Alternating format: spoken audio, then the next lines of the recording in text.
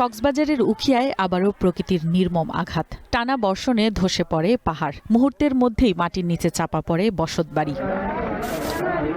সোমবার মধ্যরাতে উখিয়ায় ৩টি পাহাড় ধসের ঘটনা ঘটে। এতে জামতলী ক্যাম্পে একই পরিবারের ৩ জন, কুতুপালং ক্যাম্পে এক শিশু ও বালুখালী ক্যাম্পে নারী ও শিশুসহ ৪ জন প্রাণ হারান।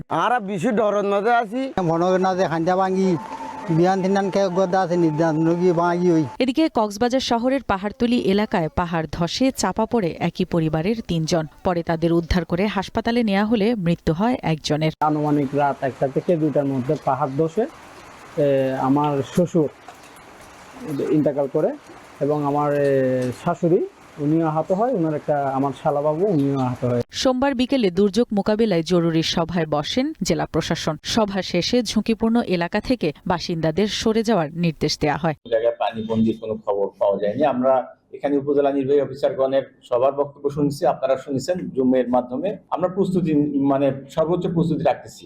আবহাওয়া অধিদপ্তর জানায় নিম্নচাপের প্রভাবে আগামী 2 দিন ভারী বর্ষণ অব্যাহত থাকতে পারে বলেও জানানো হয়। যত নৌযান আছে সবগুলোকে সাবধানে চলাচল করতে বলা হয়েছে এবং গভীর সমুদ্রে না যেয়ে উপকূলের কাছাকাছি থেকে আসলে তারা সাবধানে থাকবেন। পাহাড়ে ঝুঁকিপূর্ণ বসবাস ঠেকাতে অবৈধভাবে পাহাড়ের জমি বিক্রি বন্ধ সহ স্থানীয় প্রশাসন ও রাজনৈতিক দলের সহযোগিতা জরুরি বলে জানান শরণার্থী ত্রাণ ও প্রত্যাবাসন কমিশনার। কিছু লোভী ব্যক্তি যারা পাহাড় কেটে তাদেরকে ঘর করে দিয়ে বিক্রি করছে, আমি আমাদের স্থানীয় জনপ্রতিনিধি যারা রয়েছেন, রাজনৈতিক নেতৃবৃন্দ যারা রয়েছেন তাদের সহযোগিতা চাই।